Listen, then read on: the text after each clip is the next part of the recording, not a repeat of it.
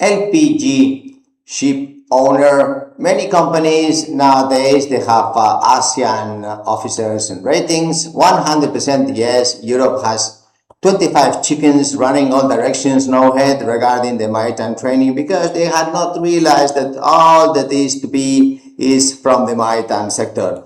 The commerce started with one ship going from one island or one country to another, providing pineapples and bringing coffee. And this is how it all developed until we have computers, AI, thanks to shipping. Shipping will be the competitive advantage in the future. Also, LPG gas will be a strategic. Why? Because we're having gas production very close to shore. So LPG is developing to LNG, and this is a huge competitive advantage, but also it is a huge competitive advantage to analyze and think about how can we invest goodwill, talent, intrinsic value of the crew. Many have gone to Asia, as I mentioned, but there is a huge investment possibility for the gas within Peru, supply side of officers, also Panama, Venezuela, even some are starting to talk about